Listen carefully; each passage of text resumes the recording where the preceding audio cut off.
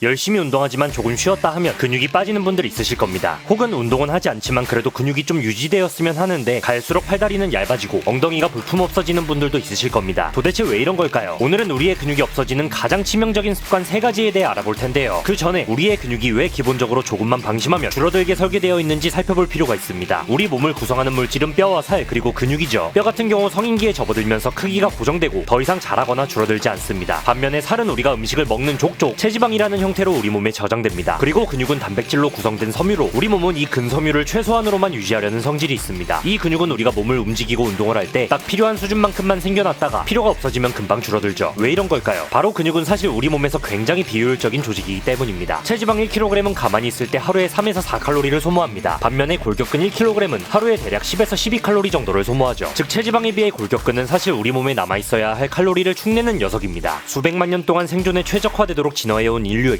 사실 골칫덩이에 가까운 존재라는 거죠. 자, 그렇다면 우리는 뇌를 속여서 이 근육을 계속 유지하도록 만드는 게 중요할 텐데 어떤 방법들이 있을까요? 바로 본론으로 들어가서 쉽고 빠르게 알아보도록 하겠습니다. 첫 번째, 수면 부족. 헬스 트레이너들은 왜 이렇게 몸이 좋은 걸까요? 보디빌더들은 어떻게 저런 몸을 만들 수 있었던 걸까요? 물론 약을 썼을 수도 있겠지만 사실 그들의 의지가 대단해서라기보다는 본업이 운동이기 때문에 근성장에만 집중할 수 있기 때문일 수 있습니다. 체계적인 식단을 하고 충분한 수면을 취하며 많은 운동 강도를 뽑아낼 정신적, 육체적인 여유가 있다는 것이죠. 반면 우리 같은 직장인들이나 노동자들은 사실 이렇게 운동하고 잠까지 충분히 잘 시간이 없습니다. 특히 정신적인 소모가 심하죠. 보통 적게는 4시간에서 많게는 6시간 정도 주무시는 분들이 많은데 사실 이거 생각보다 근성장에 치명적입니다. 실제 미국 시카고대 연구팀의 조사에 따르면 평균 8.5시간을 잔 그룹 A와 평균 5.5시간을 잔 그룹 B를 비교했을 때 수면량이 부족한 그룹 B에서 근육의 성장 속도가 60% 더뎠습니다. 또한 영국 체육회에서 진행된 연구에서도 8시간 이상 수면한 집단과 6시간 미만으로 잔 집단의 근육 성장 속도를 비교했더니 6시간 미만 수면 그룹에서는 근성장 속도가 매우 더딘 것을 확인할 수 있었습니다. 한 연구만 더 살펴보죠. 서울대 의대 가정의학과 박상민 교수 연구팀의 연구에 따르면 극단적으로 5시간 미만으로 수면했을 때는 운동을 해도 오히려 근육량이 감소하기도 한 것으로 나타났습니다. 자, 이 정도면 수면 부족이 우리의 근성장을 얼마나 방해하는지 짐작이 가시죠. 두 번째, 스트레스. 도대체 스트레스만 받아도 근손실이 온다니 참 근육이란 놈 성가신 것 같습니다. 그럼에도 우리의 생각보다 이 스트레스가 일으키는 근손실은 영향력이 엄청납니다. 여기서의 키포인트는 스트레스를 받을 때 분비되는 호르몬인 코르티솔입니다. 이 코르티솔은 적절히 분비될 때 염증을 가라앉히고 진통을 줄여주는 효과가 있어 오히려 약으로 사용되기도 합니다. 그러나 과도하게 분비되는 경우 면역력을 약화시키고 오히려 염증 반응을 유도하며 심지어 암세포의 증식과 전이를 유도하죠. 그리고 우리 헬스인 여러분들이 가장 걱정하시는 근손실을 크게 유발합니다. 왜냐하면 이 코르티솔은 근섬유를 이화, 즉 해체시켜버리는 작용을 하기 때문인데요. 미국 텍사스대 보건과학센터 연구팀은 2231명을 대상으로 혈중 코르티솔 수치와 뇌의 상관관계를 연구한 바 있습니다. 실제 데이터를 종합한 결과 코르티솔 수치가 높은 사람은 기억력과 사고력이 낮았으며 운동 수행 능력도 현저히 떨어진 것으로 나타났습니다. 이는 결국 치명적인 근손실로 이어졌죠. 따라서 우리는 이 혈중 코르티솔 수치를 낮추기 위해 충분한 수면을 취하고 적절한 유산소 운동을 하며 즐겁고 긍정적인 생활 방식을 견지할 필요가 있겠습니다. 세 번째, 정적인 생활. 우리는 보통 헬스장이나 체육관에 가서 운동을 해야만 근육이 생기고 유지된다고 생각합니다. 그러나 건강한 몸의 형태를 유지하고 근손실을 막는 데 있어서 생각보다 각 잡지 않고 운동해도 괜찮습니다. 뭔 소리냐고요? 사실 우리의 근손실은 운동하지 않아서가 아니라 평소에 앉아있거나 누워있는 시간이 길어서 생기기 때문이죠. 수백, 수천, 수만 년 전 우리의 선조들은 그 시대에 헬스장이 없었음에도 불구하고 비교적 탄탄하고 멋진 몸을 유지했습니다. 남는 시간에 팔굽혀펴기라도 하고 나무에 매달려 턱걸이를 했기 때문일까요? 아니겠죠. 평소 항상 움직이는 생활 패턴 안에서 활동량이 많았기 때문입니다. 우리의 먼 조상들은 먹이를 구하기 위해 하루 종일 밖을 돌아다녀야 했으며 농사를 짓고 광산에서 석탄을 캐야 했습니다. 대가족을 먹여 살리기 위해 집안일을 해야 했고 세탁기가 없어서 물가에서 빨래방망이로 세탁물을 팼습니다. 자동으로 운동이 되겠죠. 그러나 현대인들은 불과 100년이 안 되는 기간 만에 생활 패턴이 완전히 달라졌습니다. 인체공학적으로 설계된 아주 편안한 침대에 누워서 쉴 수 있게 되었고 일하는 시간엔 대부분 의자에 앉아서 구부정하게 척추를 찌그러뜨리고 있습니다. 당연히 근육이 일할 필요가 없어지는 환경이고 근손실은 예견된 일이 됩니다. 따라서 우리는 평소에 조금 더 걷고 집안일을 열심히 하면서 짬내서 가벼운 운동이라도 해줌으로써 근손실을 효과적으로 예방할 수 있겠습니다. 자, 마지막으로 근손실에 있어서 식단 관련된 내용 하나만 간단히 살펴보고 영상 마무리하겠습니다. 미국 체력관리학회 NSCA에서는 체중 1kg당 최소 0.8g 이상의 단백질을 섭취하면 근육의 손실을 예방할 수 있다는 연구 결과를 발표했습니다. 실제 원광대 식품영양학과 손정민 교수 연구팀의 연구 결과에 따르면 단백질을 체중 1kg당 0.8g 미만을 섭취하는 그룹과 1.2g 이상을 섭취하는 그룹을 비교했을 때 근육 감소증의 발생 위험이 단백질 섭취 부족 그룹에서 2.4배가량 높았다고 밝혔죠. 결국 근손실을 줄이는 데 있어서 또 다른 키포인트는 단백질 섭취였던 겁니다. 이러한 단백질을 가장 손쉽고 빠르게 섭취할 수 있는 방법은 바로 프로틴 보충제인데요. 제가 팀메이트로 활동하고 있는 마이프로틴에서는 영국에서 제작된 양질의 가성비 단백질 보충제를 판매하고 있습니다. 그리고 오늘인 10월 31일 오후 8시부터 11월 1일 밤 12시까지 오직 28시간 동안 특별 타임 세일을 진행합니다. 고정 댓글에 안내된 링크로 접속하시면 기본 최대 70%, 여기에 더해 주문서에 H마드를 입력해 구매하시면 추가 41% 할인이 적용되죠. 여기에 또 더해서 구매 금액대별 쇼핑 지원금을 최대 7,000원 증정합니다. 이번 타임 세일은 마랑 오리진 드라이스쿱 프리워크아워 출시 기념으로 진행되는데요. 기존 한국에 없던 제품으로 물없이 가루 형태로 섭취할 수 있는 부스터입니다. 아르기닌, 베타알라닌, 카페인, 타우린 등이 최적의 조합으로 때려박혀 있어서 즉각적인 에너지 폭발과 집중력 상승을 얻으실 수 있죠. 한번 드실 때 한 스쿱 정도 드시면 되는데 카페인에 약하신 분들은 양을 좀 더 줄여서 섭취하시면 좋을 것 같습니다. 자세한 내용은 고정 댓글을 확인해 주시기 바랍니다.